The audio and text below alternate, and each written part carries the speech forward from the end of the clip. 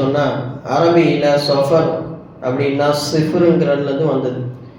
சிஃபர் அப்படின்னா ஜீரோன்னு அர்த்தம். ஜீரோன்னு அர்த்தம் சஃபர். அந்த ஜீரோங்கிறத ஏன் இந்த மாசத்துக்கு பேராக வச்சாங்க அப்படின்னா,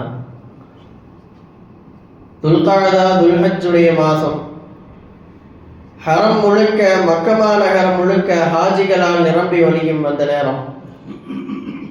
துல்ஹஜ்ஜுடைய மாதம் முடிகிற பொழுது முஹர்ரமுடைய மாதத்திலிருந்து அங்க இருக்கிற ஹாஜிகள் எல்லாம் கொஞ்சம் கொஞ்சமாக மக்காவை விட்டு வெளியேறி கொண்டே இருப்பார்கள்.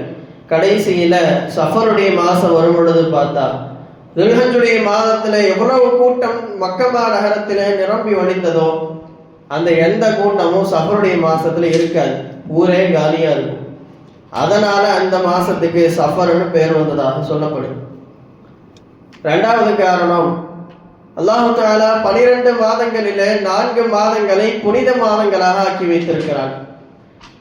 அதுல 3 மாதங்கள் தொடர்படியாக வரக்கூடிய மாதம், துல்காதா துல்ஹஜ் முஹர்ரம். இந்த 3 மாதம் தொடர்படியாக வருகிற மாதம்.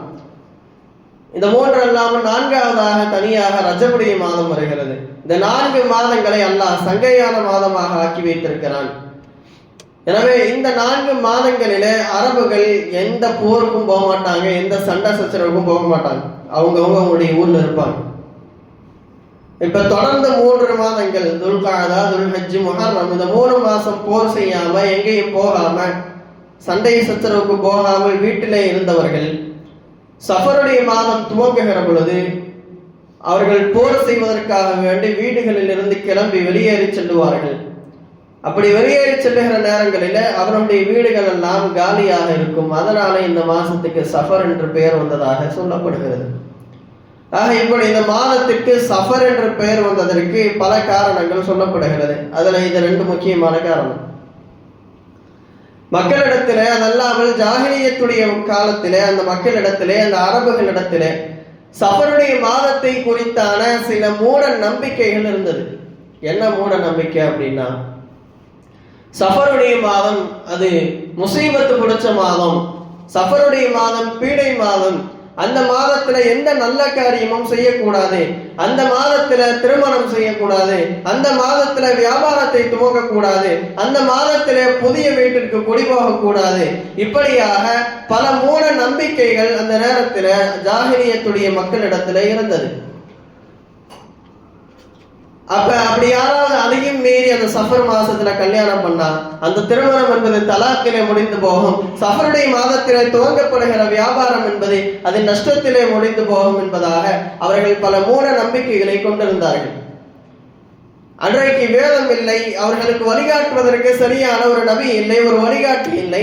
அந்த மக்கள் இப்படியான மூட பழக்கங்களில் மூழ்கி கொண்டிருந்தார்கள். இஸ்லாம் வந்தது, பெருமானார் ஸல்லல்லாஹு அலைஹி வஸல்லம் அவர்கள் அறியாமை கால மூட நம்பிக்கைகளை கொடிதோண்டி புதைத்து இஸ்லாம் இப்படித்தான் சொல்லுகிறது என்று ஒரு வாழ்க்கை நெறியை அவர்கள் உண்டாக்கி கொடுத்தார்கள். ஆனால் இன்றைக்கு என்ன ஒரு அவலமான சூழல் அப்படின்னா, ஜாஹிலியத்தில் இருந்த மக்கள் அப்படி இருந்தாங்கன்னு பார்த்தா இன்றைக்கு இருக்கிற மக்களிடத்திலும் எப்படியான மூட பழக்கங்கள்.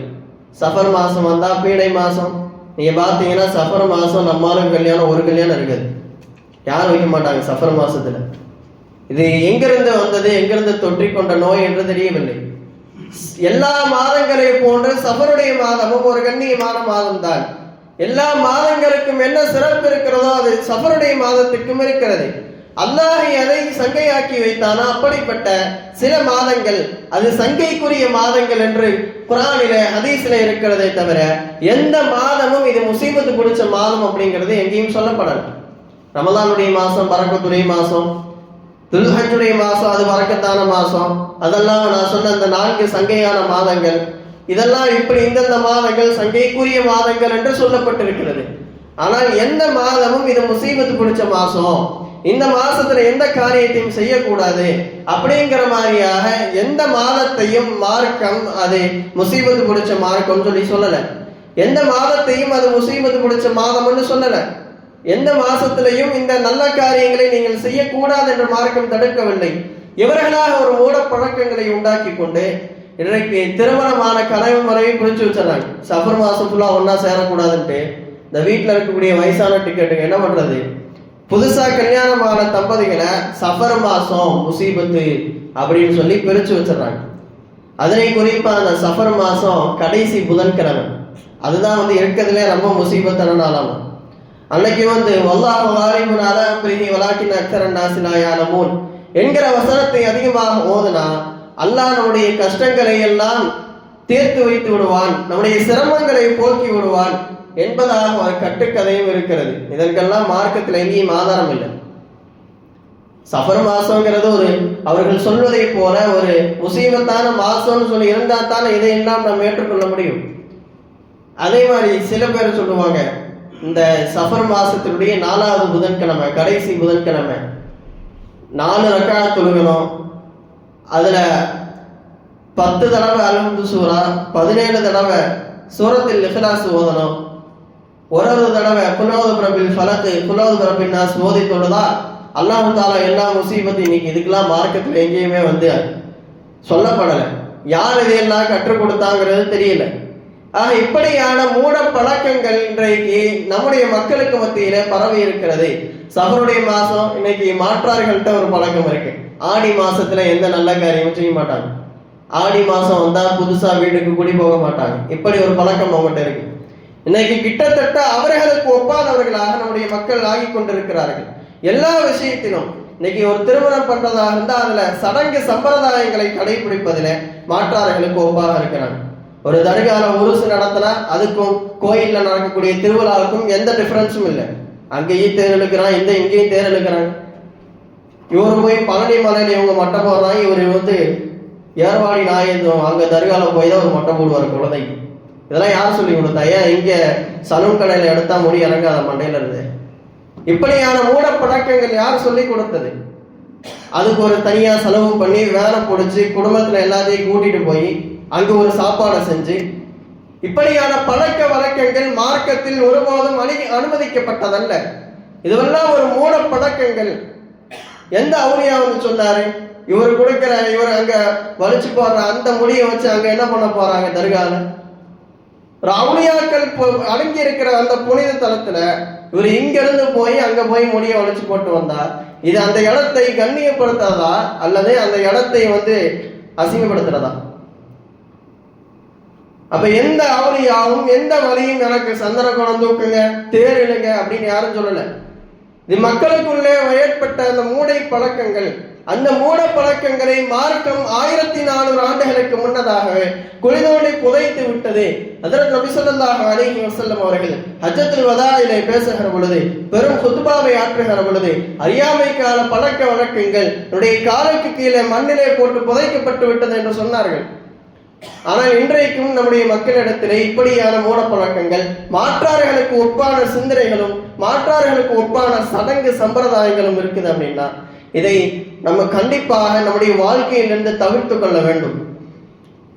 எல்லா மாதங்களும் கண்ணியமான மாதம், எல்லா நேரமும் எல்லா காலமும் பரக்கத்து பொருந்திய மாதம், எல்லா நேரமும் பரக்கத்து பொருந்திய நேரம்.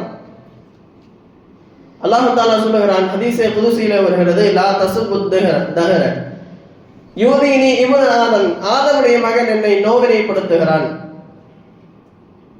அவன் காலத்தை திட்டுகிறான், அனத்தகரும் நான் காலமாக இருக்கிறேன்.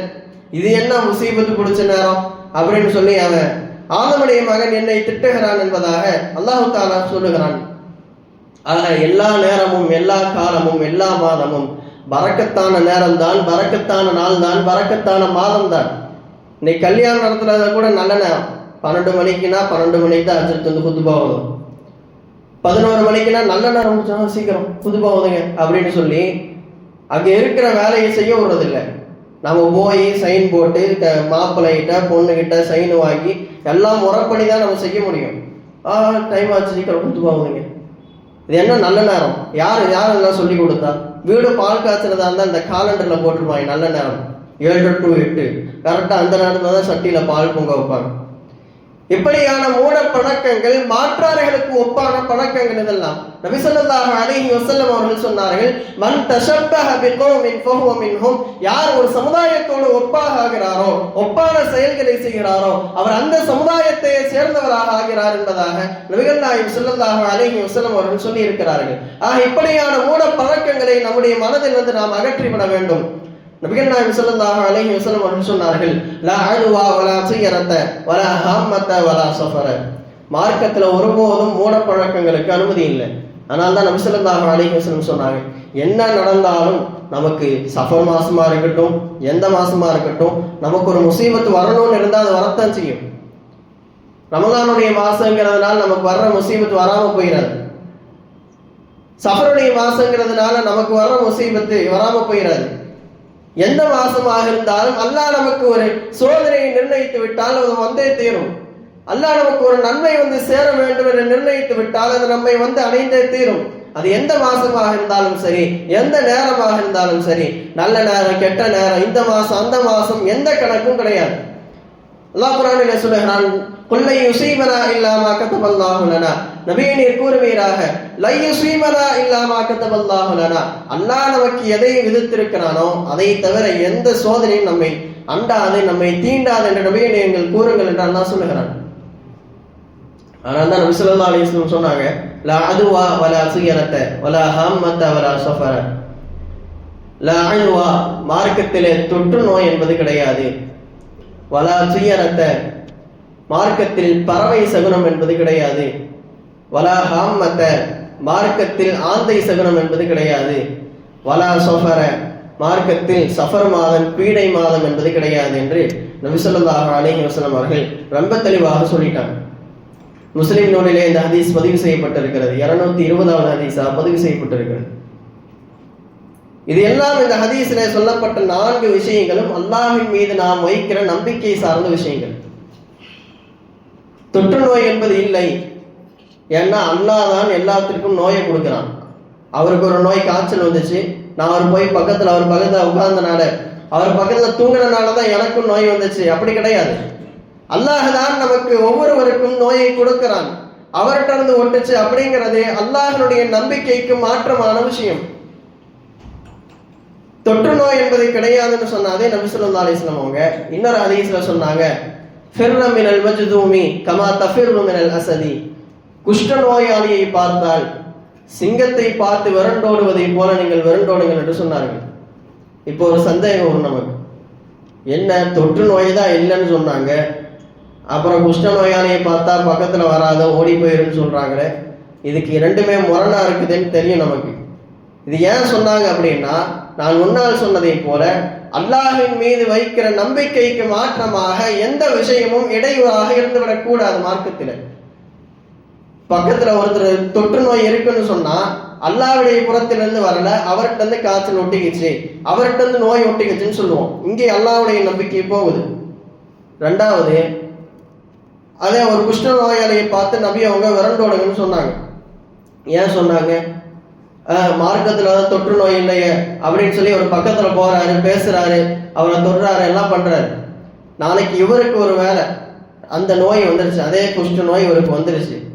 இப்ப எல்லாம் என்ன சொல்லுவாங்க, நான் அப்பவே சொன்னேன் அவன் பக்கத்துல போகாது, பாத்தியா ஒட்டிக்கிச்சு பாத்தியா. இவருக்கும் அல்லாஹ் தான் கொடுத்தான், ஆனால் மக்களுடைய பார்வை அவரிடத்திலிருந்து இவருக்கு நோய் தொற்றிக் கொண்டது என்பதாக அல்லாஹ்வுடைய நம்பிக்கைக்கு முரணான ஒரு நம்பிக்கை மனதிலே வந்துவிடும். இவருக்கு கொடுக்கிறதும் அல்லாஹ்தான், இவருக்கு கொடுக்கிறதும் அல்லாஹ்தான். அல்லாஹ்வுடைய நம்பிக்கைக்கு மாற்றமான ஒரு விஷயம் மனதிலே வந்துவிடக் கூடாது. எல்லோருக்கும் அல்லாஹ் தான் கொடுக்கிறான். ஒரு சோதனை என்றாலும் அது அல்லாஹ் நிர்ணயித்து தான் நடக்கிறது. ஒரு நன்மை ஏற்பட்டாலும் அது அல்லாஹ் நிர்ணயித்து தான் நடக்கிறது என்கிற அந்த நம்பிக்கை மக்களுடைய மனதிலே வர வேண்டும். அதனாலதான் நபி ஸல்லல்லாஹு அலைஹி வஸல்லம் அவங்க ஒரு குஷ்ட நோயாளியை பார்த்தா விரண்டோடியங்க, அவன் பக்கத்துல போய் நாளைக்கு உனக்கு நோய் வந்தா அது அவன் புறத்திலிருந்து உனக்கு ஒட்டி கொண்டது என்று மக்கள் சொல்லுவார்கள். அப்படி அல்ல, மாறாக அல்லாஹ் தான் உனக்கும் தருகிறான். ஒரு சஹாபி வந்தார்கள் நபி ஸல்லல்லாஹு அலைஹி வஸல்லம் இடத்துல, யா ரசூலல்லாஹ், நான் ஒட்டகம் வச்சிருக்கிறேன், அந்த ஒட்டகம் நல்ல மான் மாதிரி மணல்ல துள்ளி குதிச்சு ஓடிக்கிட்டு இருந்துச்சு. திடீர்னு ஒரு ஒட்டகம் வந்தது, நோய் உள்ள ஒரு ஒட்டகம் வந்தது. எப்ப என் ஒட்டகம் இதுல சேர்ந்துச்சோ, என் ஒட்டகம் எல்லாத்துக்கும் அப்படியே வரிசையா அந்த நோய் பரவிடுச்சு. இப்ப எல்லா ஒட்டகத்துக்கும் நோய் வந்துருச்சு. இப்ப அந்த ஒட்டகத்தினாலதானே என் ஒட்டகத்துக்கும் நோய் வந்துச்சு. அது வரைக்கும் என் ஒட்டகம் எல்லாம் நல்லா தான் இருந்துச்சு. அந்த நோயுள்ள ஒட்டகம் எப்ப வந்துச்சோ அப்ப இருந்துதான் என் ஒட்டகம் எல்லாத்துக்கும் நோய் வர ஆரம்பிச்சது, இப்ப அங்கிருந்து தான் வந்திருக்குன்னு சொல்லி அந்த சஹாபி கேட்கிற பொழுது நபி ஸல்லல்லாஹு அலைஹி வஸல்லம் அவர்கள் சொன்னாங்க, சரி அந்த ஒட்டகத்து மூலமா தான் உன் ஒட்டகத்துக்கு வந்துச்சுன்னு வச்சுக்கலாம்.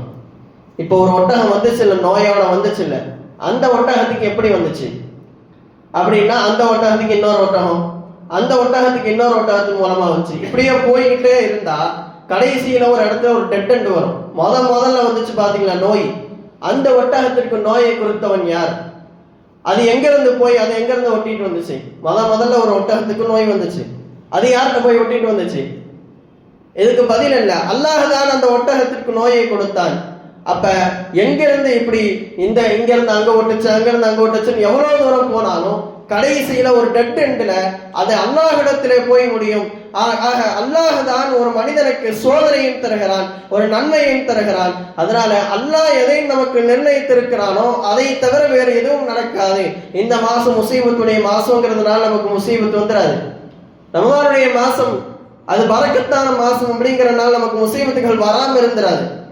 ஆக மூட நம்பிக்கைகள் மார்க்கத்தில் அறவே அனுமதி இல்லை அப்படிங்கிறத நான் திரும்ப சொல்லிக்கிறேன். அல்லாஹ்வுடைய நம்பிக்கைக்கு மாற்றமான எதுவும் மார்க்கத்தில் அனுமதி இல்லை.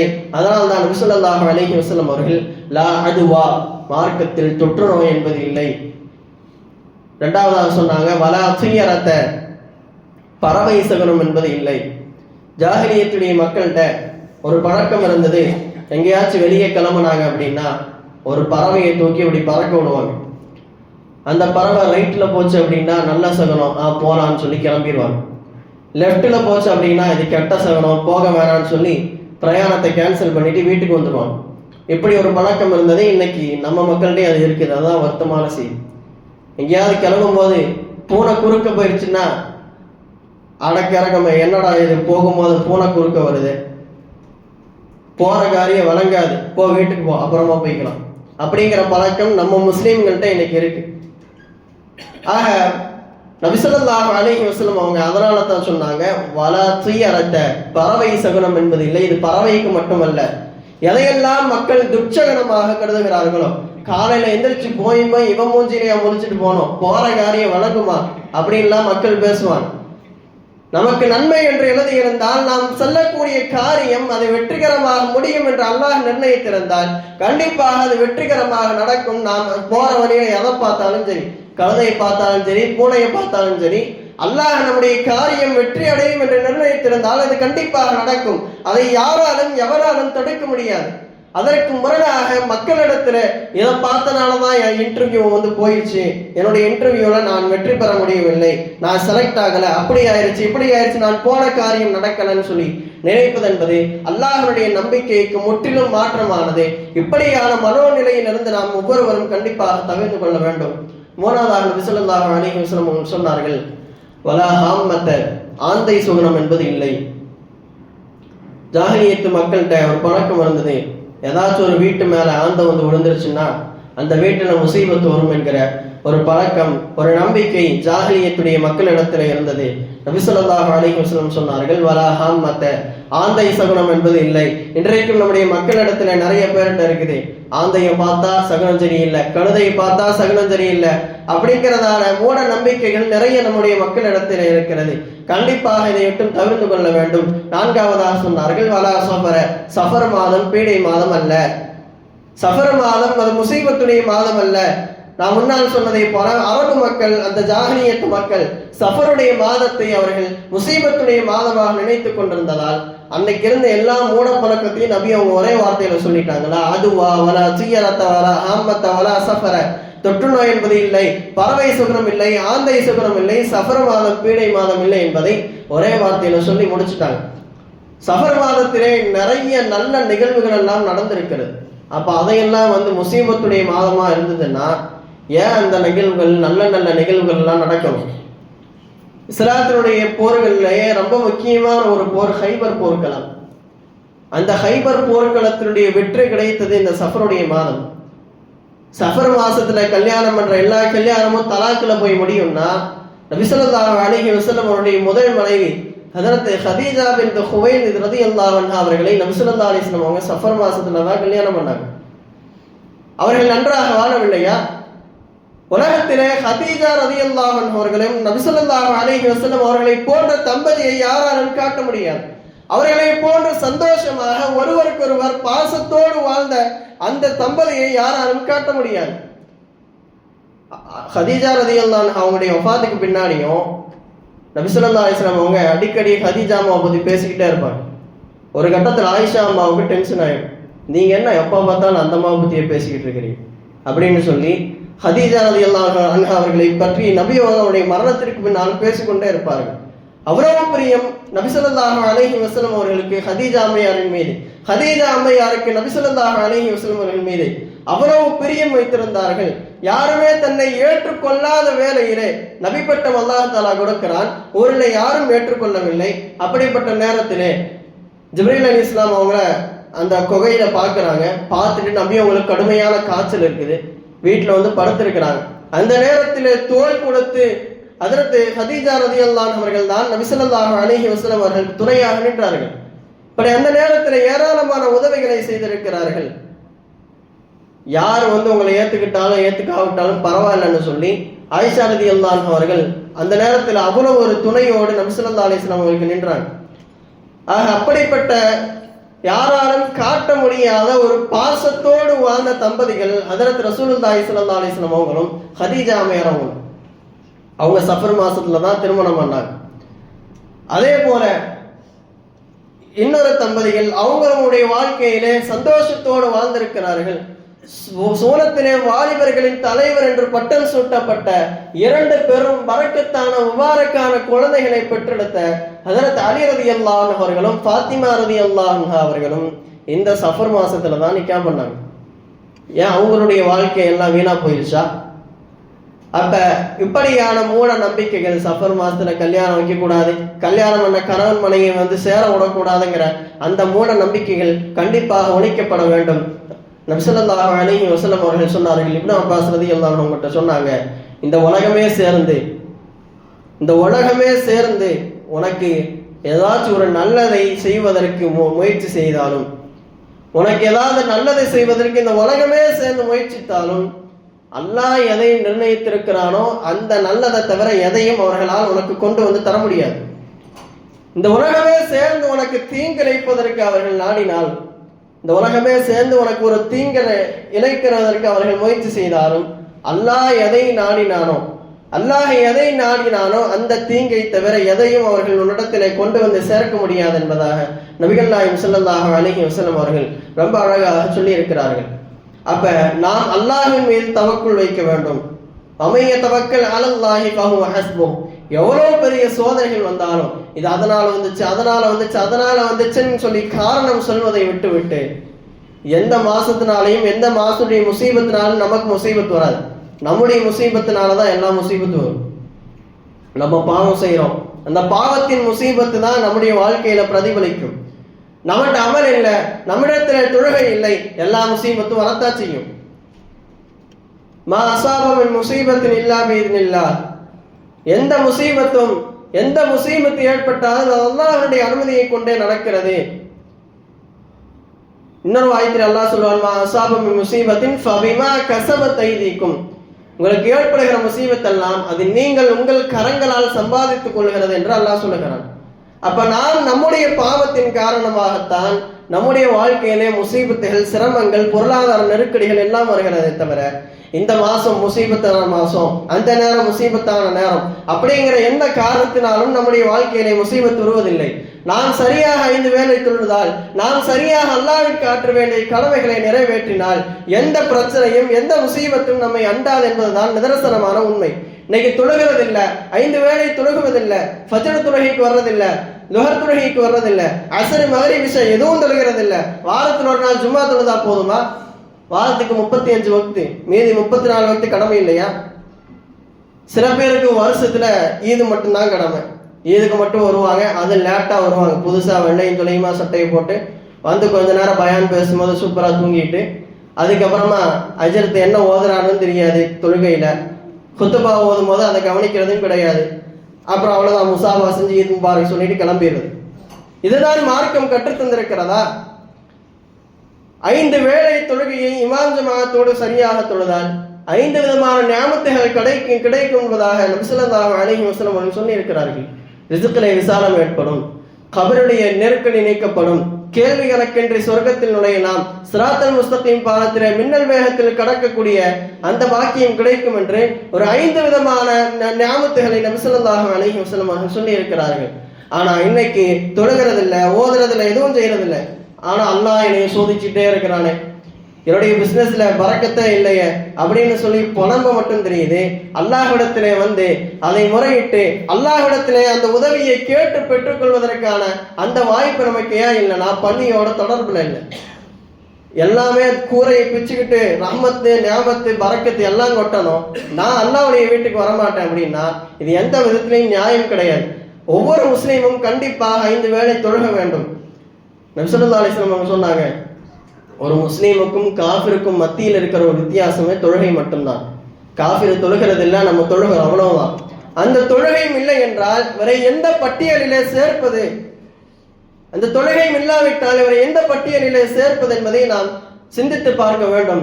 ஆக எந்த நியாமத்துகள் நமக்கு கிடைத்தாலும் சரி, ரஹ்மத்துகள் பரக்கத்துகள் கிடைத்தாலும் சரி, முசீபத்துகள் ஏற்பட்டாலும் சரி, இது எல்லாம் அல்லாஹ் நம்முடைய தக்தீரிலே நிர்ணயித்தது என்று அல்லாஹின் மீது நம்பிக்கை வைக்க வேண்டுமே தவிர அதனால நடந்துச்சு இதனால நடந்துச்சுன்னு சொல்லி எதன் மீதும் நம்முடைய நம்பிக்கை திரும்பி விடக்கூடாது என்பதை மனதிலே நன்றாக பதிய வைத்துக் கொள்ள வேண்டும். எவ்வளவு பெரிய சோதனைகள் வந்தாலும் அல்லாஹின் மீது நம்பிக்கை வைத்து அல்லாஹ்விடத்திலே நாம் கையேந்த வேண்டும். அதுக்கு முதல்ல பள்ளிக்கு வரணும். பள்ளிக்கு வந்து 5 வேளை தொழுதாதான் அல்லாஹ்ட்ட கேட்கணுங்கிற எண்ணம் வரும். இல்லைன்னா அல்லாஹ்வுடைய படைப்புகள்கிட்ட அடியார்கள்ட்ட போய் கேட்கணுங்கிற எண்ணம் தான் வரும். அடியார்கள்ட்ட போய் கேட்கறது ஷைத்தானை விட மோசமானது என்பதாக சில முஃபஸ்ஸிரீன்கள் சொல்லுகிறார்கள். அப்ப நாம் அல்லாஹ்விடத்திலே உதவியை கேட்டு பெற்றுக்கொள்ளக்கூடிய மனப்பான்மை நமக்கு வர வேண்டுமையானால் நாம் மஸ்ஜிதுகளோடு தொடர்பில் இருக்க வேண்டும். 5 வேளை தொழுக வேண்டும். 5 வேளை தொழுகிறதை விட்டு வேற என்ன வேலை? இமாம் ஜமாத்தை பிடிக்க முடியாட்டியும் கூட தனியாவாச்சும் தொழுகிறோம். இன்னைக்கு எத்தனை பேர் தொழுகிறோம்? முதல்ல தொழுகணும்னு நினைக்கிறோமா? பாங்க சத்தத்தை காதலை கேட்டுக்கொண்டே அப்படியே பாட்டு சத்தத்தையும் காதல கேட்கிறோம், டிவியையும் பார்க்கிறோம். முன்னாடிலாம் ஒரு காலத்துல பாங்க சொன்னா டிவி ஆஃப் பண்ணுவாங்க, இன்னைக்கெல்லாம் மியூட்ல வச்சு பார்க்கறாங்க. அப்ப மார்க்கத்திற்கு நாம் என்ன மதிப்பு கொடுக்கிறோம்? அல்லாஹ்வுடைய பெயர் உச்சரிக்கப்படுகிறது, அல்லாஹ்வுடைய பெயர் அல்லாஹ் அக்பர், அவன் எல்லாவற்றையும் விட பெரியவன் என்று உச்சரிக்கப்படுகிறது. அதையெல்லாம் கேட்டுக்கிட்டோம், இங்கிட்டு பாட்டையும் கேட்டுக்கிட்டு டிவியையும் பார்த்துக்கிட்டு தொழுக போறோங்கிற எண்ணம் நமக்கு வரவில்லை அப்படின்னா நாம் முஸ்லீமாக இருப்பதற்கு என்ன தகுதி அப்படிங்கிறத யோசிச்சு பார்க்கணும். 5 வேளை தொழுகல எல்லா நேரத்திலும் அடிக்கடி நான் சொல்லுவேன், எல்லா நேரத்திலும் மற்ற அமல்களுக்கெல்லாம் சலுகை இருக்கிறது. இவங்க உடம்பு சரியில்லையா நோன்பு வைக்காத, உடம்பு சரியில்லையா நீ ஹஜ்ஜுக்கு போகாத, ரொம்ப உடம்பு முடியல எந்திரிக்கவே முடியல படுத்த படுக்கையாக இருக்கிறார், அல்லது காசு பணம் இல்லை ஹஜ்ஜுக்கு போக தேவையில்லை. அதுவே ஜக்காத்து ஒரு குறிப்பிட்ட அளவு செல்வம் வந்துச்சுன்னா தான் ஜக்காத்து கடமை. அந்த குறிப்பிட்ட அளவு செல்வம் இல்லையா ஜக்காத்து கொடுக்காத. ஆனால் தொழுகைக்கு மட்டும் மார்க்கம் எந்த இடத்திலும் சலுகை கொடுக்கவில்லை. வேணும்னா 4 ரக்காத் தொழுகை 2 ரக்காத சஃபர்ல போகும்போது குறைச்சு தொழுதுக்கும், ஆனா தொழுகையை விட்டுறாதுன்னு சொல்லி தான் மார்க்கம் சொல்லுது. அதனால நாம் அப்படிப்பட்ட தொழுகையை நாம் விடுகிறோம் என்று சொன்னால் அல்லாஹ்வுடைய பரக்கத்தும் ரஹ்மத்தும் அவருடைய அருள் நமக்கு எப்படி கிடைக்கும் என்று நாம் சிந்திக்க கடமைப்பட்டிருக்கிறோம். வேலைக்கு போறோம், ஒரு கம்பெனியில வேலையே செய்யாம கால் மேல கால் போட்டு உட்கார்ந்துருந்து முதலாளி சம்பளம் கொடுக்கணும்னு நினைச்சா அது எந்த விதத்துல நியாயம்? அப்ப அல்லாஹ் நமக்கு அவன் தர வேண்டிய அருளை தந்து கொண்டுதான் இருக்கிறான். நம்ம தொழுகாட்டியும் கூட அல்லாஹ் நம்ம மூச்சு காத்து நிப்பாட்டிடுறானா? அல்லாஹ் நம்ம ஆக்சிஜன் நிப்பாட்டிடுறானா?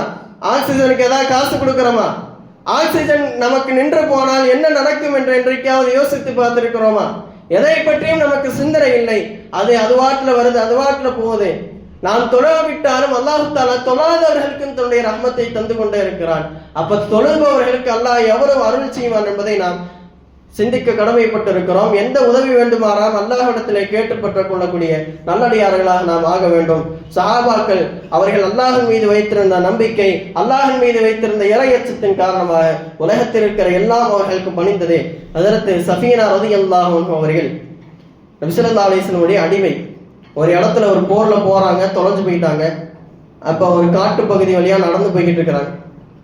போயிட்டே இருக்கும் பொழுது முன்னாடி ஒரு சிங்கம் வந்து நின்னுச்சு. அப்ப யா அபுல் ஹாரிஸ், சஃபீனா ரலியல்லாஹு அன்ஹா சொன்னாங்க, அபுல் ஹாரிஸே சிங்கமே, நான் நபி ஸல்லல்லாஹு அலைஹி வஸல்லம் அவருடைய அடிமை. அப்படின்னு சொன்ன உடனேயே அந்த சிங்கம் என்பது அப்படியே தலையை ஆட்டிக்கிட்டு அப்படியே அவங்க பக்கத்துல வந்தது. அந்த சிங்கம் தான் காட்டுக்கு வெளியில வர்ற வரைக்கும் அவங்களை கூட்டிட்டு வந்து கூடவே பாதுகாப்பா வந்து விட்டுட்டு போச்சு. பல இறை நேசர்கள் திக்ரு செய்யும் பொழுது சிங்கத்து மேல இப்படி கை வச்சுட்டு இப்படி உட்கார்ந்து திக்ரு செய்வாங்க. பின்னாடி ஒரு சிங்கம் இருக்கும் சாஞ்சுக்கிட்டு